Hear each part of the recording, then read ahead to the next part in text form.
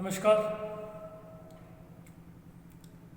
आज की वीडियो में हम एक नए टॉपिक के ऊपर है वो चर्चा करेंगे,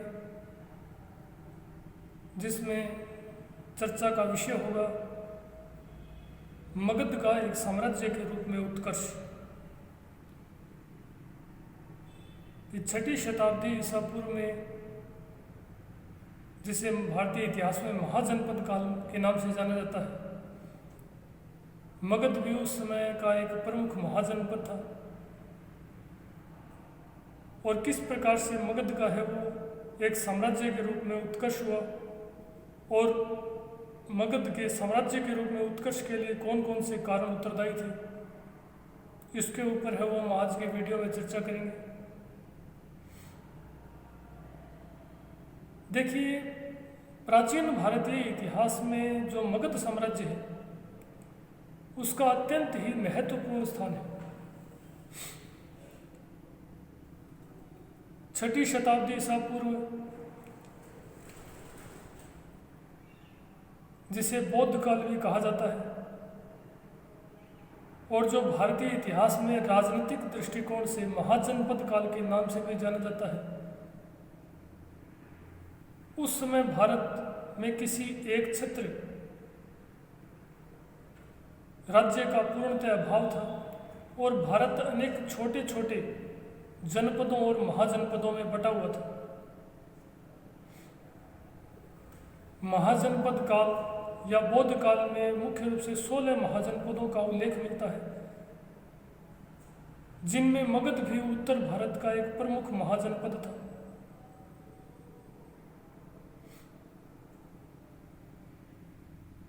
छठी शताब्दी ईसा पूर्व के बाद भारत में राजतंत्रात्मक साम्राज्यवादी प्रवृत्तियों का है वो उत्कर्ष होना प्रारंभ हुआ, और उत्तर भारत में एक छत्र राजनीतिक प्रभुत्व और वर्चस्व स्थापित करने के लिए उत्तर भारत के 4 प्रमुख महाजनपदों मगध, कौशल, वत्स और अवंती के मध्य वो भीषण संघर्ष प्रारंभ हुआ।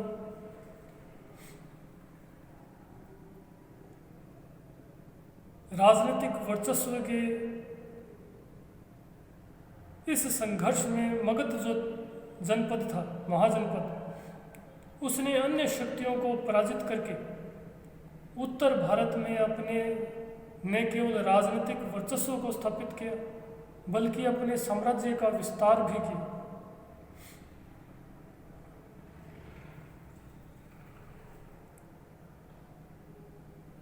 इस प्रकार मगध के जो शासक थे, उन्होंने सर्वप्रथम अपनी साम्राज्यवादी प्रवृत्ति का परिचय दिया और मगध को है वो एक प्रकार से उत्कर्ष के मार्ग की ओर है वो अग्रसर किया। मौर्य काल तक आते आते मगध की जो शक्ति है वो अपनी पराकाष्ठा पर पहुंच चुकी थी, और एक प्रकार से संपूर्ण भारत ही मगध साम्राज्य का है वो अंग बन चुका था। परंतु मगध साम्राज्य के इस उत्कर्ष का श्रेय केवल मौर्य शासकों या चंद्रगुप्त मौर्य को ही नहीं दिया जाना चाहिए, क्योंकि इस मगध साम्राज्य के उत्कर्ष के पीछे मौर्य वंश से पूर्व हर्यक वंश, शिशुनाग वंश और नंद वंश के जो शक्तिशाली शासक थे, उन्होंने भी मगध के निरंतर विस्तार और उत्कर्ष में अपना महत्वपूर्ण योगदान देकर मगध को वो एक शक्तिशाली साम्राज्य के रूप में स्थापित करने में महत्वपूर्ण भूमिका निभाई थी। और अंततः मौर्य शासकों ने उसे शक्ति की वो पराकाष्ठा पर पहुंचा दी। हमारे सामने प्रश्न ये उठता है कि मगध का सर्वप्रथम उल्लेख कहाँ मिलता है, यानी मगध के हमें प्रारंभिक इतिहास क्या था, और मगध का भौगोलिक विस्तार जो है, प्रारंभिक मगध का भौगोलिक विस्तार है वो कहाँ से कहाँ तक अवस्थित था। तो सबसे पहले जान लेना जरूरी है कि जो प्राचीन मगध है उसका भौगोलिक विस्तार आधुनिक बिहार के पटना और गया जिले तक ही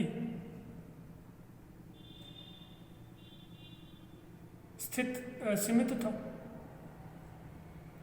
मगध का यह साम्राज्य उत्तर दिशा की ओर से गंगा नदी, पूर्व दिशा में है वो चंपा नदी, पश्चिम में सोन और दक्षिण में जो विंध्याचल की जो पहाड़ियां हैं उनसे एक प्रकार से परिवेष्टित था, यानी घिरा हुआ था।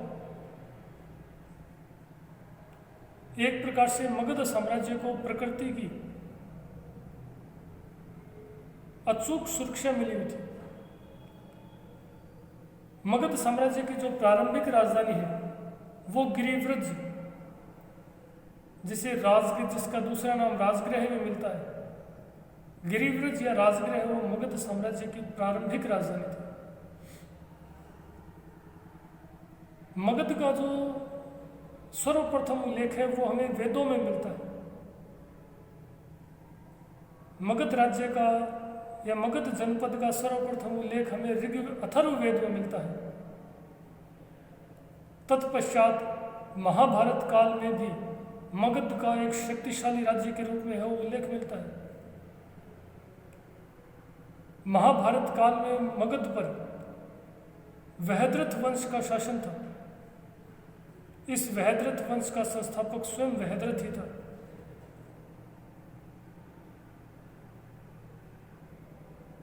और महाभारत काल में इस मगध पर वहद्रथ वंश का ही शक्तिशाली शासक जरासंध जो है वो शासन कर रहा था। जरासंध अत्यंत ही पराक्रमी और साम्राज्यवादी प्रवृत्ति का शासक था। हरिवंश पुराण से ज्ञात होता है कि उसने अपनी शक्ति से काशी, कौशल, चेदी, मालवा, विदेह, अंग, बंग, कलिंग, सोवीर, मद्र, कश्मीर और गंधार के शासकों को पराजित कर मगध की शक्ति का परचम है वो चारों तरफ फहरा दिया था। परंतु जरासंध की मृत्यु के साथ ही मगध की शक्ति का पतन है वो होना प्रारंभ हो गया और मगध जो है वो पतन की ओर है वो अग्रसर हो चला। यद्यपि जरासंध की मृत्यु के बाद उसके 22 वंशजों द्वारा मगध पर है वो शासन करने का उल्लेख पुराणों में मिलता है। पुराणों से ही ज्ञात होता है कि वहद्रथ वंश का जो अंतिम शासक है वो रिपुंजय था, जिसकी हत्या उसी के मंत्री पुलिक ने है वो कर डाली और अपने पुत्र को मगध का है वो नया शासक है वो घोषित किया।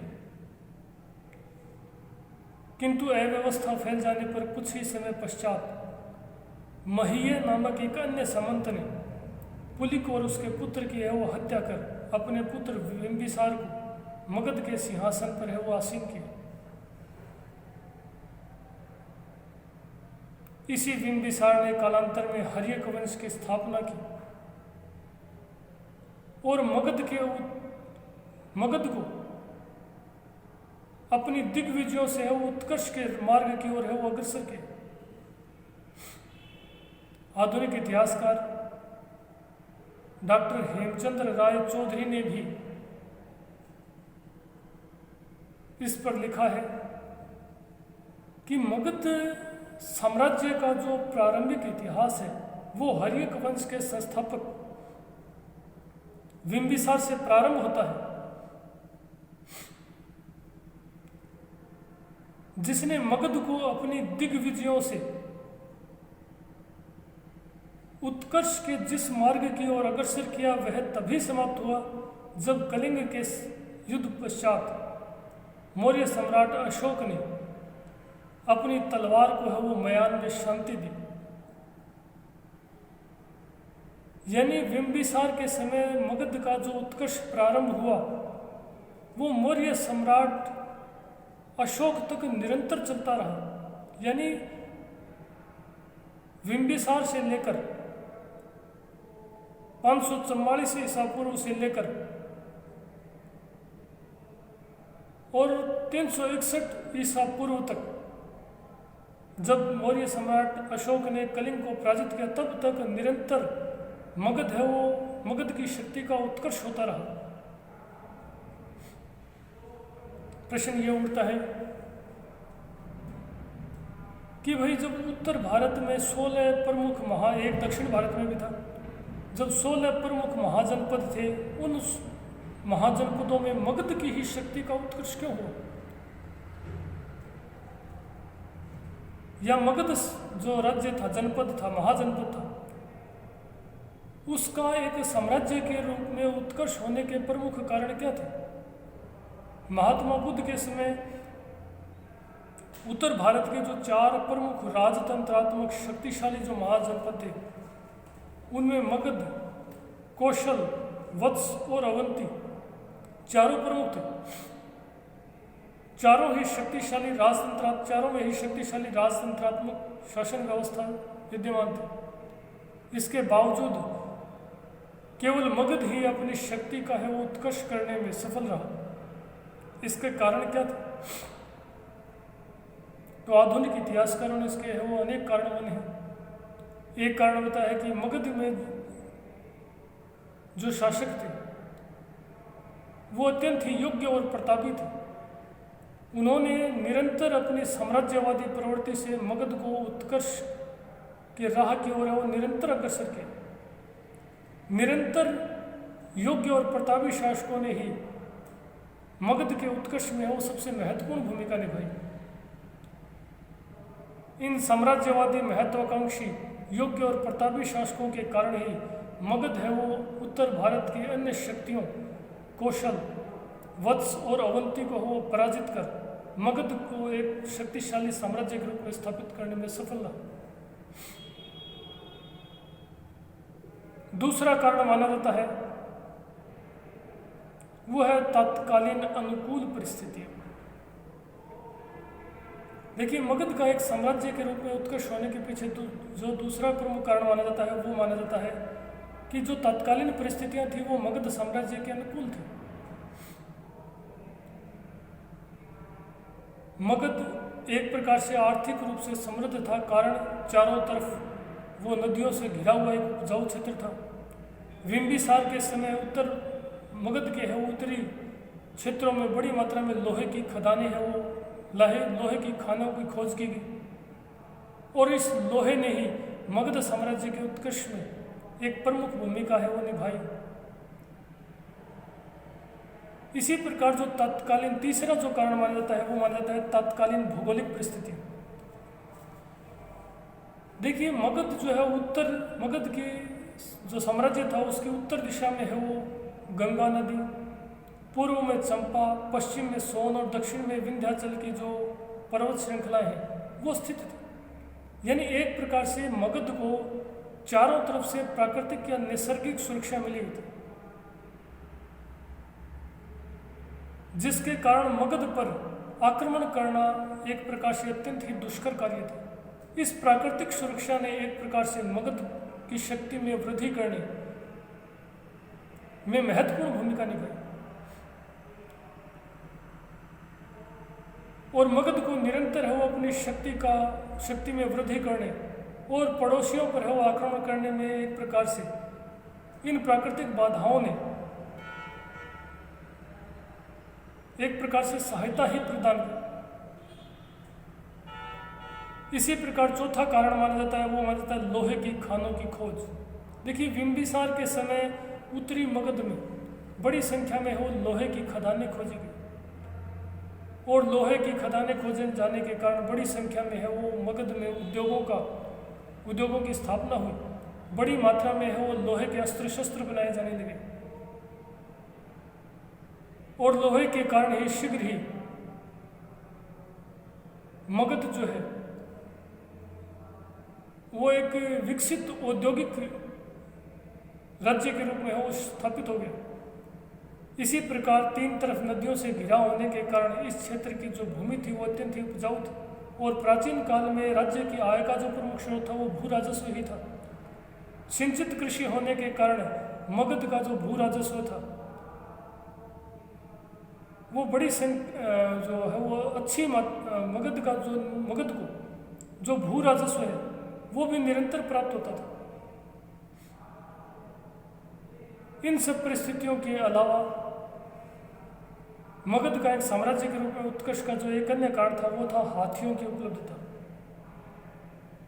देखिए, मगध के जो पूर्वी और दक्षिणी जो निकटवर्ती वन क्षेत्र थे उनमें हाथी है वो बहुतायत पाए जाते थे और प्राचीन काल में युद्ध के समय हस्ती सेना का है वो अत्यंत महत्व था। प्राचीन काल में हस्ती सेना का एक प्रकार से युद्ध के समय कोई तोड़ नहीं होता था। मगध के जो शासक थे उन्होंने भी इस हस्ती सेना के महत्व को पहचाना और बड़ी मात्रा में उपलब्ध होने वाले इन हाथियों को अपनी सेना में सम्मिलित करके अपनी सेना को, या ऐसा कह सकते हैं कि मगध की हस्ती सेना को वे सबसे शक्तिशाली हस्ती सेना के रूप में वो स्थापित करने में सफल रहे और इसी हस्ती सेना के बल पर मगध ने अपने पड़ोसी जनपदों को है वो पराजित किया।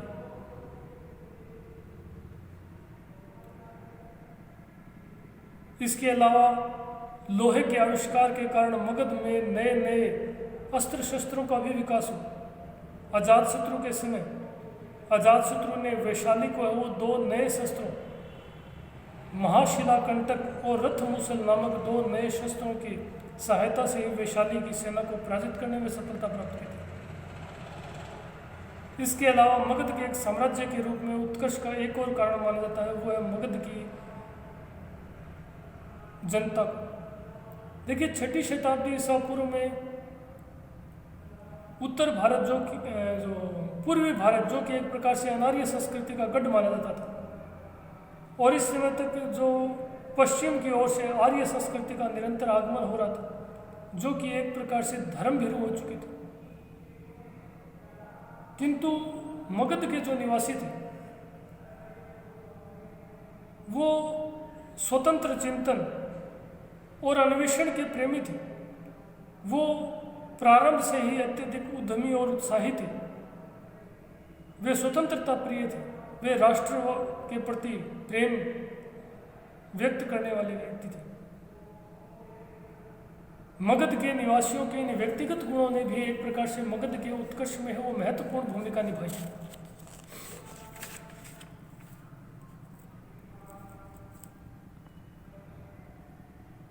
इसी प्रकार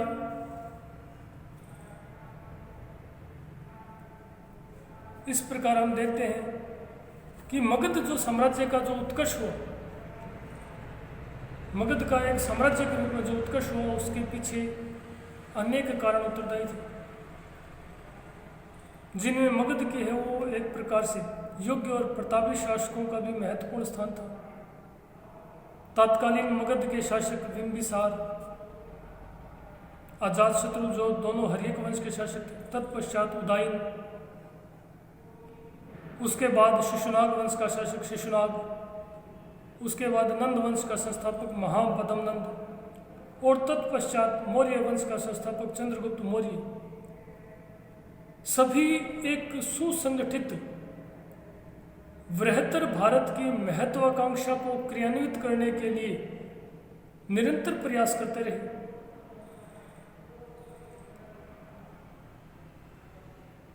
और ये सभी शासक संपूर्ण भारत को एक राजनीतिक सूत्र के रूप में बांधने का उद्देश्य रखते थे और वे अपने उद्देश्य में सफल भी हुए तथा मगध को है वो इन्होंने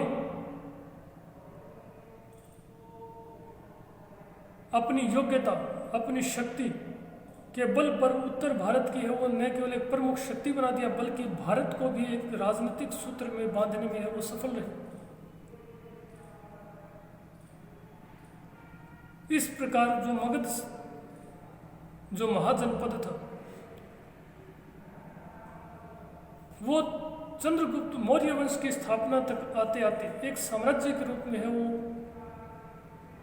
स्थापित हुआ, जिसने न केवल संपूर्ण भारत बल्कि भारतीय सीमाओं के बाहर भी एक शक्तिशाली और सुसंगठित साम्राज्य को स्थापित करने में महत्वपूर्ण भूमिका निभाई। अगली वीडियो में हम हर्यक वंश के ऊपर है वो चर्चा करेंगे। धन्यवाद।